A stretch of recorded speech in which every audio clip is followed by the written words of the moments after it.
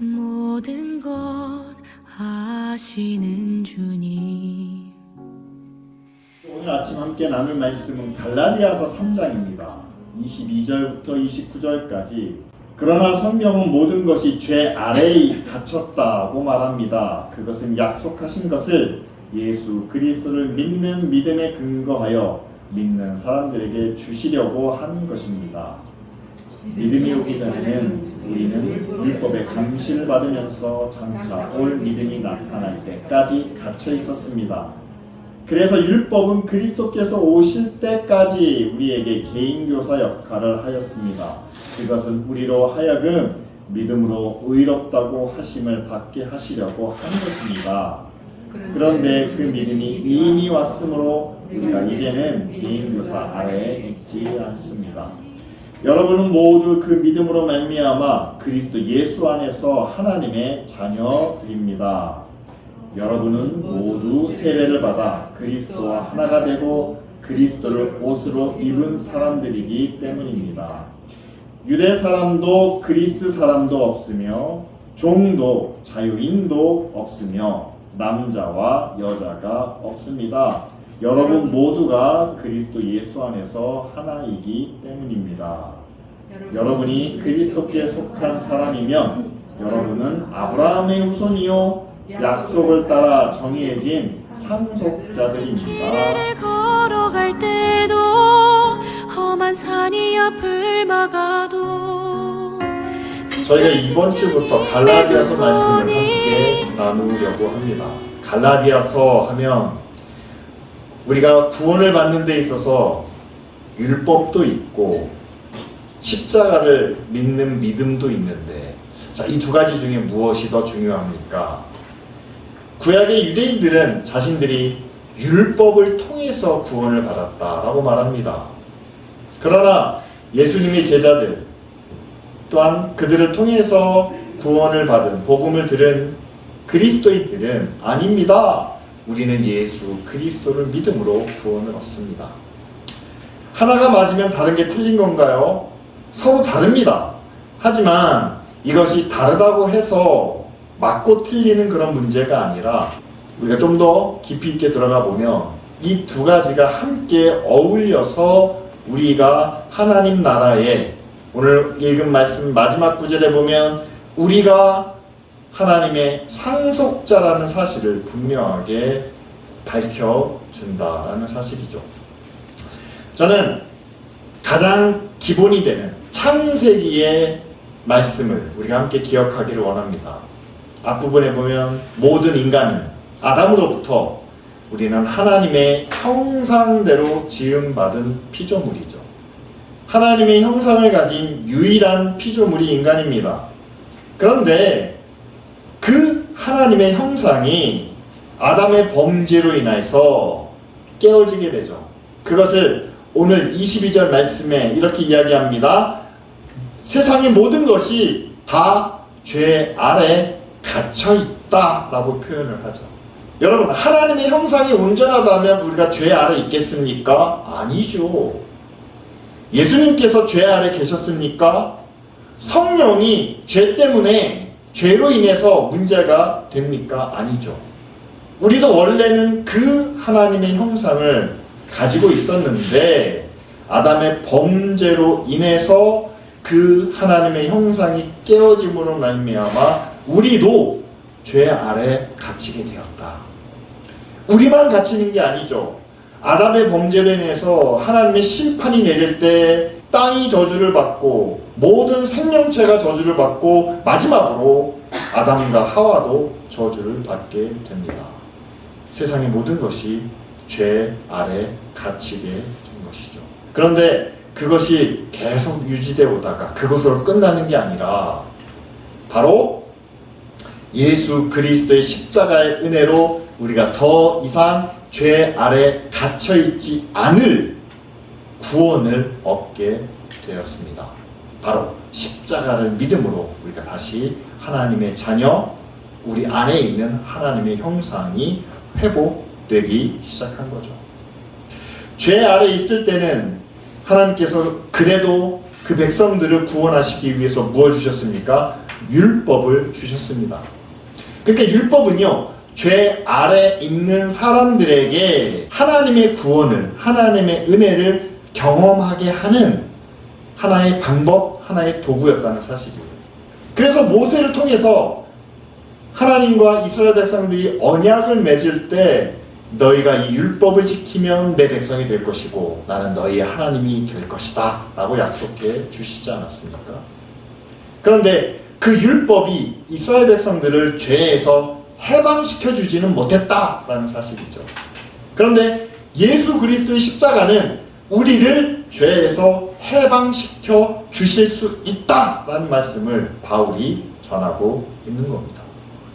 그래서 그 믿음이 오기 전까지는 우리는 죄에 갇혀 있지만, 그리고 율법이라는 어떤 개인 교사를 통해서 우리가 하나님의 뜻을 깨닫지만, 그러나 십자가를 믿는 그 믿음으로 말미암아 우리 안에 있는 하나님의 형상이 회복되면, 율법이라는 개인 교사를 통해서 우리가 하나님을 만나는 것이 아니라 우리는 우리 안에 회복된 하나님의 형상을 통해서 예수 그리스도를 통해서 하나님을 만나게 되고, 구원도 역시 마찬가지로 우리가 율법을 행함으로 구원을 얻는 것이 아니라 우리 안에 회복된 하나님의 형상을 통해서 에덴 동산에서 아담이 하나님을 대하고 대화했던 것처럼 우리도 그렇게 될 수 있다라는 것이 갈라디아서의 주제죠. 그렇다면 여러분, 그럼 이 율법에 대해서 먼저 우리가 생각해 봐야 되겠죠. 그럼 율법 자체가 나쁜 것입니까? 율법 자체가 죄 아래에 있는 우리를 가두는 그런 역할을 하게 됩니까? 그것은 아니라는 거예요. 여러분, 율법은 출애굽기에 모세를 통해서 우리가 받았습니다. 근데 모세와 하나님과의 대화를 보면 내가 이 율법을 통해서 너희를 다스리겠다. 너희들의 죄를, 너희들의 허물을 내가 책망하고 이것을 지키지 않으면 내가 너희들을 반드시 심판하겠다라고 이 율법을 주신 게 아니라는 겁니다. 율법에 대한 심판과 하나님의 저주는요, 뒷부분에 나와요. 율법의 가장 앞부분에는 이 말씀이 나옵니다. 너희들이 이 율법을 통해서 나는 너희의 하나님이 되고 너희는 나의 백성이 될 것이다.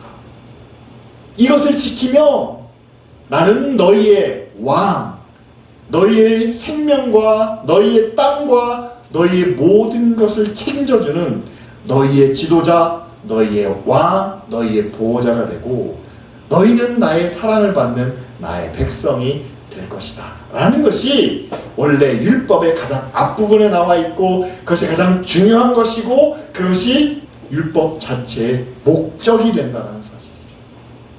근데 우리는 자꾸 뒤에 있는 것만을 언급한다는 거예요.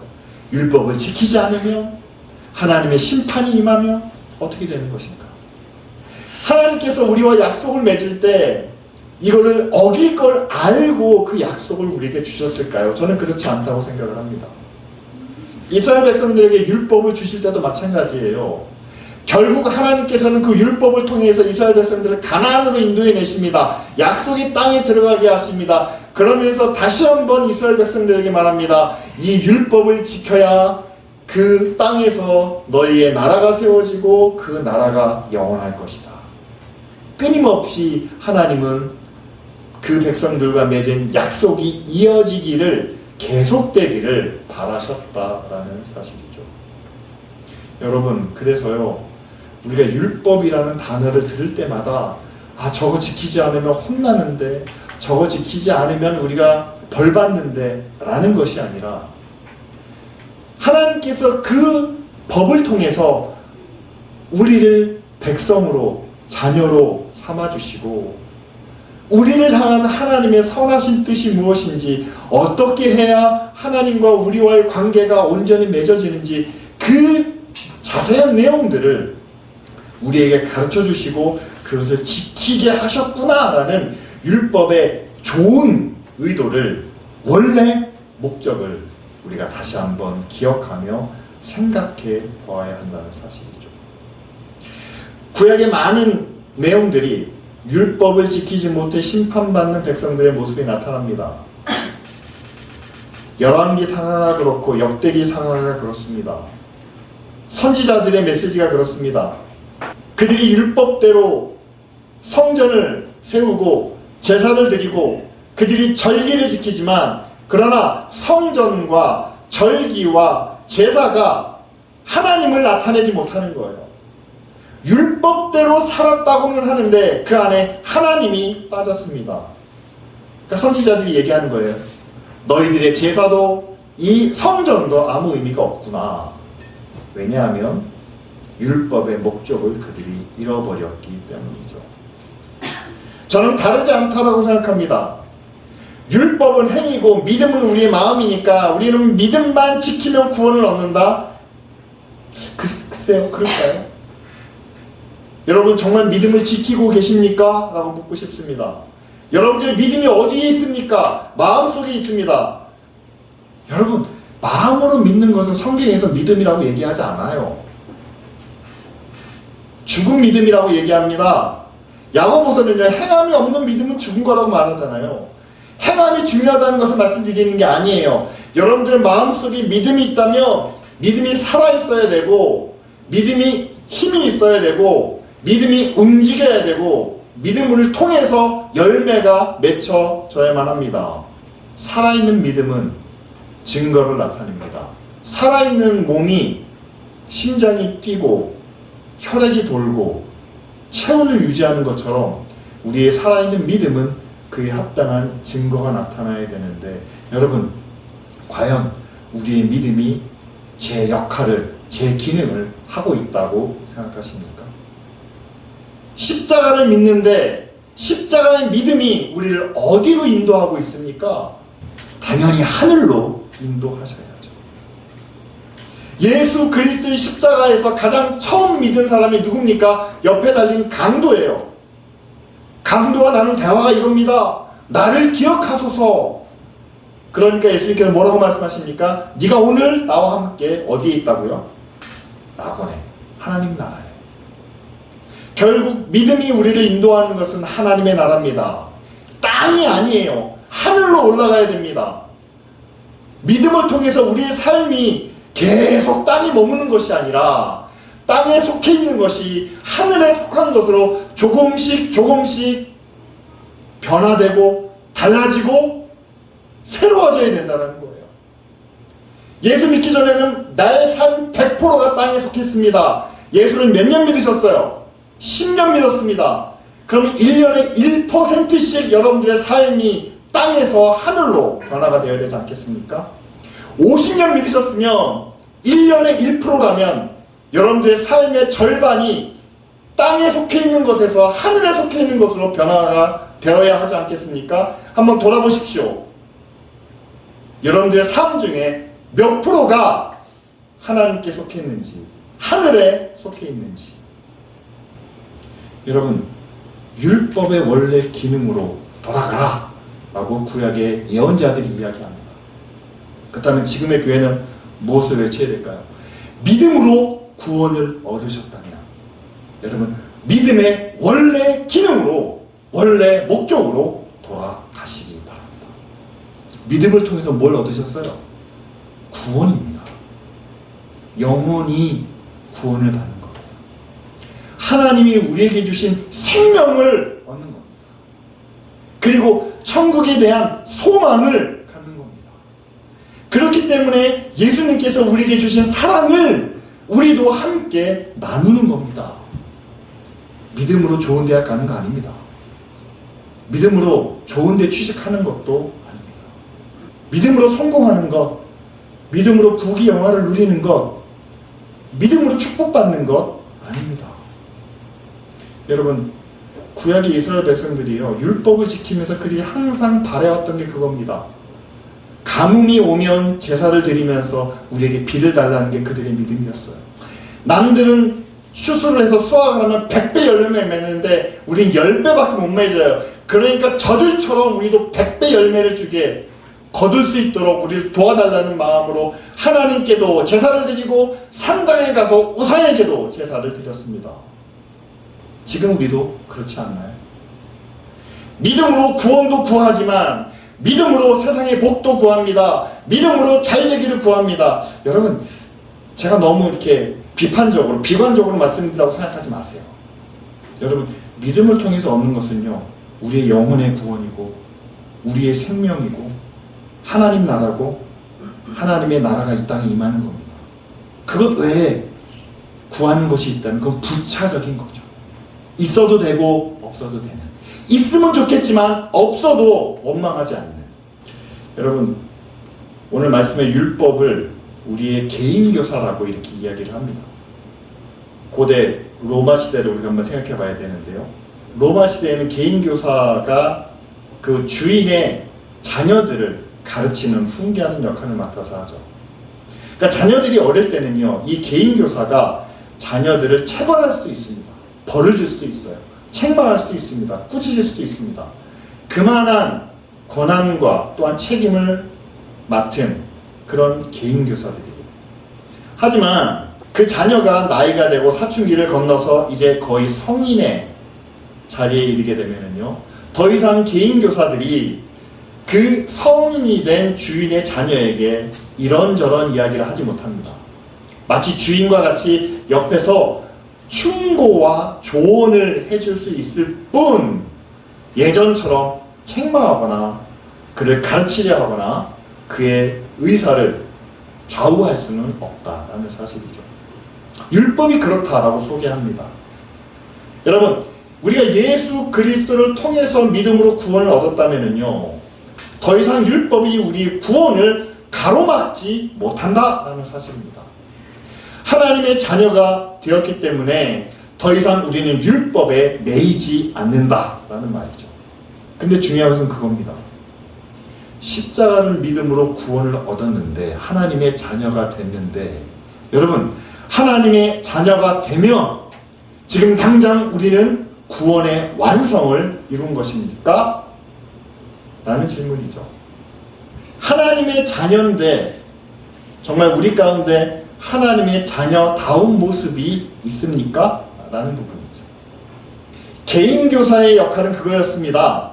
주인의 자녀이기 때문에 언젠가는 이 사람도 주인과 같은 자리를 물려받게 될 텐데, 그 주인으로서 가지고 있는 권세와 힘과 그 능력을 잘 갈고 닦아서 이제는 그 집안을, 그 기업을 이어갈 수 있도록, 물려받을 수 있도록 가르치고 훈련시키고 그 성품을 개발할 수 있도록 돕는 것이 개인교사의 역할이죠.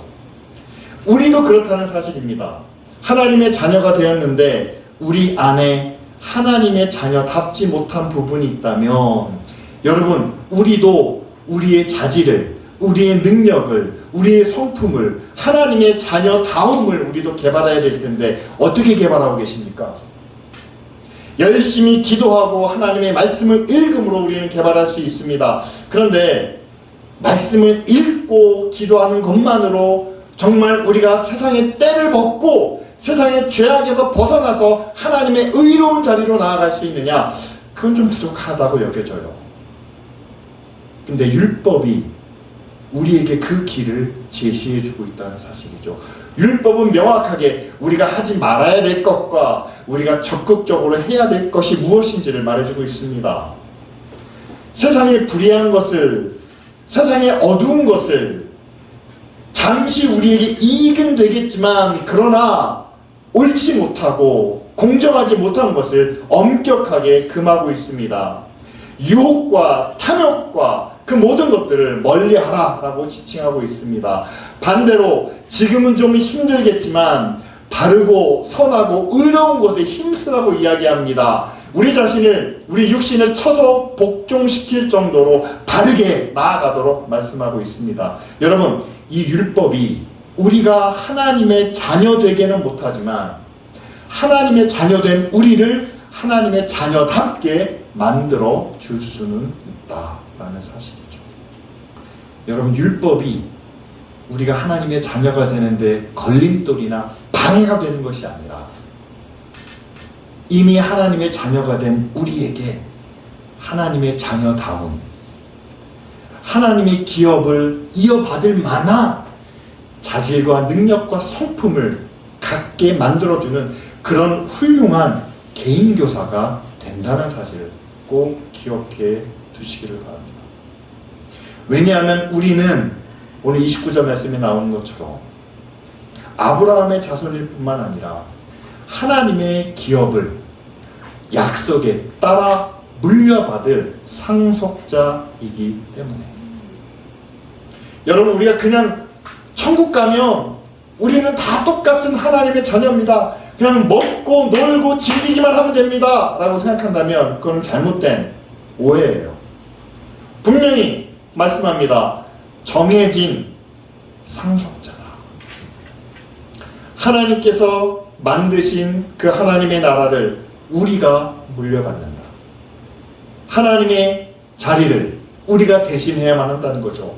얼마나 영광스럽고 존귀하고 거룩하고 권위 있는 자리입니까? 그런데 생각해 보세요.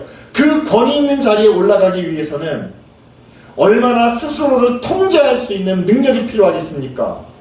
그 자리에 맞는 성품이 있어야 되겠죠. 자질을 갖춰야 되겠죠. 힘이 있다고 힘 있는 대로 자신을 과시하는 것이 아니라 나뿐만 아니라 모든 사람을 위해서 함께 나누고 베풀 수 있는 그런 성품을 갖춰야 되지 않겠습니까? 저는 가장 위대한 상속자의 모습을 예수 그리스도를 통해서 보게 됩니다. 이 땅에 가장 낮은 자리에 오셔서 그 30년 동안 자기 가족들을, 형제들을 섬기시고 제자들과 함께 공생애를 살아가실 때 제일 먼저 낮은 자들을 찾아가시지 않았습니까? 어느 누구에게도 자기 권세를, 자기 힘을, 자기 지위를 자랑하거나 나타내지 않으시고 오히려 낮은 곳에서 하나씩 하나씩 맡겨진 사역을 감당하시는 그 예수 그리스도의 모습을 봅니다. 그렇다면 여러분, 우리도 우리에게 주어진 이 자리에서 사람마다 태어난 지위가 다르고 또한 성장한 위치가 다를 수 있습니다.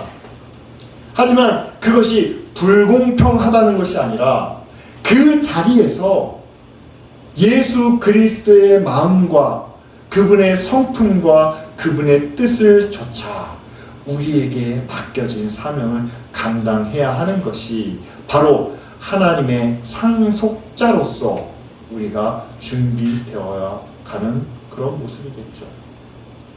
저는 하나님 나라에 들어간다면 정말 수만, 수천, 수억 명의 그리스도인들이 다 천국에 함께 모여 있을 거로 생각합니다. 그 안에서 우리는 똑같은 하나님의 영광을, 똑같은 하나님의 은혜를, 하나님의 베푸신 그 기쁨을 우리가 누릴 수 있으리라 저는 믿습니다. 그런데 한 가지 차이가 있다면 그거예요. 하나님의 상속자로 예수 그리스도와 같은 삶을 살며 그분의 성품을, 그분의 마음을, 그분이 살아오셨던 그 삶의 길을, 십자가의 길을 같이 걸어온 상속자가 있는 반면에 믿음으로 구원은 받고 하나님의 자녀가 되었지만 자녀다운 모습에 대한 훈련을 따르지 않고 개인교사인 율법의 가르침을 좇지 않고 상속자로서 지켜야 될 그 도리와 의와 선함을 지키지 못한 자녀들도 있을 거라는 거죠. 저는 늘 여러분들과 함께 나눴지만 더 좋은 것에, 더 나은 것에 여러분들의 마음과 정성과 여러분들의 시간과 노력을 투자하시기를 바랍니다. 지금 이 시간에 우리가 함께하지 못한 형제자매가 있다면요, 여러분 그들이 어떤 사정 때문에, 어떤 이유 때문에 여기 함께하지 못하는지 우리는 알 수 없습니다. 그러나 저는 한 가지, 우리의 선택의 기준은 내가 생각할 때 더 좋은 것, 더 중요한 것을 우리는 선택할 수밖에 없다는 사실. 거기는 여러분들도 다 동의하실 줄 믿습니다. 모든 선택에 있어서 나는 더 중요한 것, 더 좋은 것을 선택합니다. 저도 그래요. 그래서 여러분들과 함께 나누고 싶습니다. 여러분들도 세상과 하나님의 나라 가운데, 믿음과 여러분들의 욕망 가운데, 세상에 속한 것과 하나님께 속한 것 가운데, 이 땅에서 누릴 수 있는 모든 영광과 권세와 저 하나님의 나라에서 누릴 수 있는, 하나님의 상속자로 누릴 수 있는 그 영광과 권세 가운데 여러분들이 생각하기에 더 좋다고 여기시는 것을 꼭 선택하시고 그것을 놓지 마시고 끝까지 붙잡고 믿음으로 나아가는 하나님의 자녀가 되시기를 바랍니다. 율법이 우리에게 가르쳐주는 것은 그거예요. 우리에게 의와 선함과 우리에게 거룩함을 가르치는 이유는 이 땅에서 누리는 것보다 하나님의 나라에서 누릴 수 있는 것이 더 크고 놀랍기 때문이죠. 기쁜 우리 교회는 하나님의 율법을 어떤 당위와 강요와 하나의 법으로 가르치지 않습니다. 여러분들의 자발적인 선택을 요구합니다. 여러분들은 오늘 예배가 더 가치 있다고 여겨지셨기 때문에 이 자리에 나오셨습니다. 기쁜 우리 교회를 선택하신 것도 그겁니다. 이곳에서 우리가 하나님의 말씀을 더 나눌 수 있다라고 생각하셨기 때문에 이 자리에 함께 하신 거겠죠. 그래서 저는 지금도 여러분들과 함께 나눕니다. 여러분, 어떤 삶을, 어떤 방향을, 어떤 목표를 선택하시겠습니까? 더 좋은 것을 볼 수 있는 우리의 눈을 열어주시고 더 영원한 것을 우리의 마음으로 느끼고 또한 경험하게 하시는 성령의 은혜가 우리 모두에게 임하기를 원합니다. 그리고 하나님의 나라가 그 영원한 영생과 그 영광이 우리에게 더 중요하고 값진 것이라고 여겨졌다면 그것을 놓치지 않고 끝까지 붙잡고 나아갈 수 있는 그런 믿음의 능력과 의지를 우리 가운데 더하시고 그런 우리의 마음을 성령께서 지켜주시고 인도해 주실 수 있도록 이 시간 우리 다 같이 함께 기도드리겠습니다. 걸어갈 때도 험한 산이 앞을 막아도 빛 되신 주님의 두 손이 나를 붙드네. 주의 마음이 닿은 내 삶에 점인 슬픔을 씻으시는